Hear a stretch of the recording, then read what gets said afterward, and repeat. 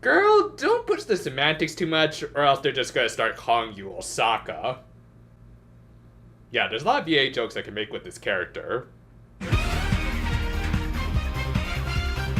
Our third episode of the series introduced the last member, for now, of the show's main core cast. A little blue-haired girl from Kansai with acrobatics that would put Ricochet to shame. You know, more than WWE has. Yeah, she didn't stay in Japan. Anyway, that scene seemed to take place during the events of the body switch incident from the last episode. Thus, after the opening, we got some follow-up with Doremi still crying over her precious lost leftover steak. And her misfortunes only piled up when the aforementioned Bluehead made quite the introduction. Well, while I haven't actually seen the 4Kids dub of this show, I can definitely tell that joke wasn't included. Coincidentally, that prank would be repeated by, young Tetsuya Naito? Why is it that these magical girls are letting me make so many NJPW references? Anyway, since this was a magical girl anime, we of course got the most obvious trope for this genre.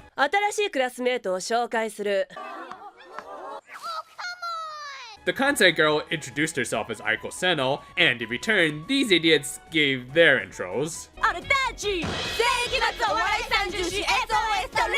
Later, Haruhi Suzumiya would trademark that name, and these three stooges would realize they missed out on a big opportunity. Though of course, Chuya-san here came up with a much more appropriate acronym. With that, she took the window seat behind Doremi? Uh-oh, I think someone's trying to usurp your position as the main character there, girl. And Aiko continued to fail to make good first impressions with her classmates and the teacher, though that didn't really matter to her. As usual, Ava is way too OP. But yeah, that and her very blunt tomboyishness wasn't winning over all of her classmates. As a result, Doremi decided to dig up some dirt on Aiko by following her after school. Of course, she wasn't all that good at it, so she decided to use a little magic to literally become a fly on the wall. Hey, it could be worse. At least it wasn't like a Maji Pink transformation. Yeah, enjoy having that in your nightmares tonight.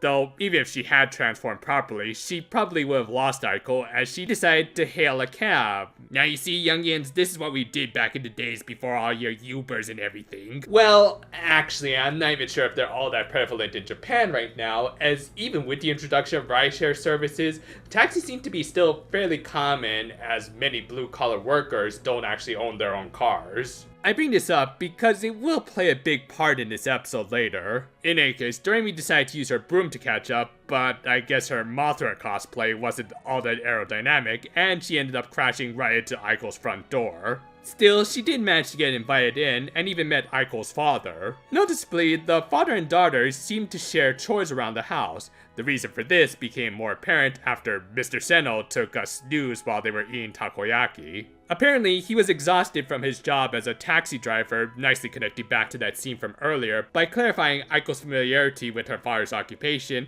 and likely even being able to score some family discounts. That said, no matter where it is in the world, being a taxi driver was a very demanding occupation, especially for someone in her father's position. Like I said, can we stop with all the heavy stuff? My arms are gonna come off! Ah!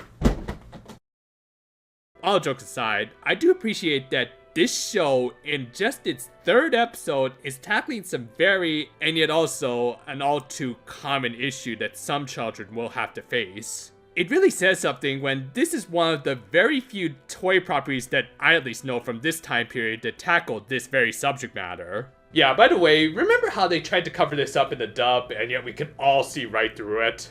Aiko was seemingly taking it better than the Digidestined brothers, and as a result of gaining some sympathy points, managed to become friends with Doremi and later Hazuki. And honestly, I think we could have ended the episode here, and I think it would have been satisfying enough, but still, they had some time for some magical antics. With parent-teacher conferences coming up at their school, Aiko revealed that her father had never been able to attend the conferences at her previous school and wasn't expecting him to show up this time, while obviously putting on a strong face. Wanting to help her new friend, Doremi consulted and later got some magic spheres from Majorika to perform a new spell.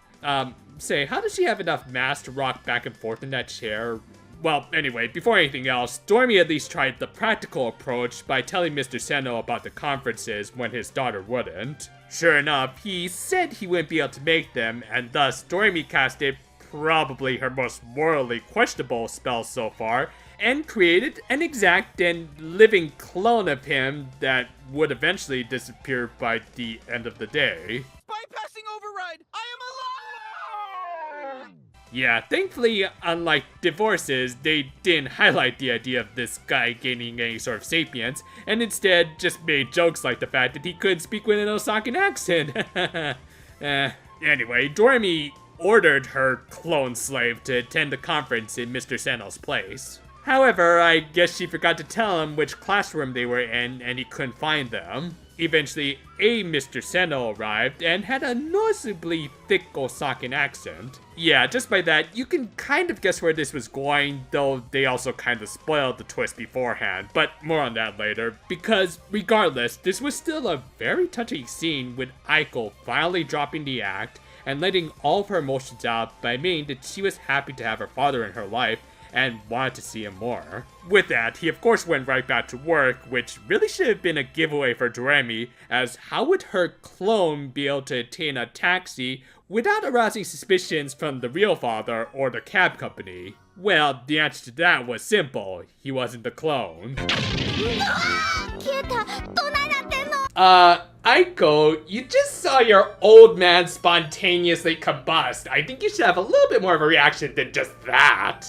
But yeah, with that, the episode ended on a cliffhanger with Doremi's friends realizing what she really was, not as though she was doing that good a job at hiding in the first place. Of the introduction episodes of the core trio that we're going to get for this first leg of the franchise, I gotta say, Aiko had easily my favorite, as she got some great and at times even surprisingly subtle characterization. Combine that with some good laughs, as well as the fact that this was probably the first major role for one of my favorite VAs of all time, and you've got a real winner, in spite of them kinda spoiling the ending.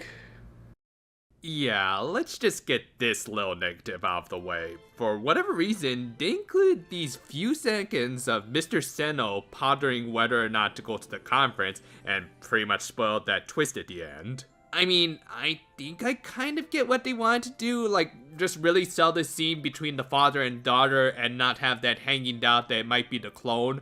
But even then, his accent was a clue enough that I think most astute kids could figure it out, and even if they didn't, it still would have made for a good aha moment for them. Now I'll admit this is a nitpick, but it still does kind of bother me. That aside, this was still a great character intro for Aiko, who early on I'll say is my favorite character, if only for how much we can infer about her just through body language. Little, very subtle bits like her closing her eyes as she smiles goes a long way in foreshadowing how much her parents' divorce did actually affect her. Combine that with a strong performance by a VA who would go on to have the most successful career of this original trio, and you get, early on, a really strong and touching scene for this series. Now, while Aiko is kind of my favorite, it doesn't detract too much from our actual main character, who I will still say is the most entertaining. Again, I just love the combination of Doremi's kindness mixing with her selfishness, thus while we can still like her, we can also still laugh at her misfortune coming as a result of her own hubris. Let's look forward to seeing what it results in next week. I'm also working on the second part of my review of the second volume of the Mahotsukai Precure manga. I've got all the pages I needed translated, so now it's all a matter of writing the script. I'll say right now, visually, these are some of my favorite chapters I reviewed of these manga. I swear, the twins have a serious eye for design. Look forward to it, and until then though, farewell for now my friends, and Hey, taxi! yeah, looks like our cab's here. Don't worry, I got your smoked cheese right here.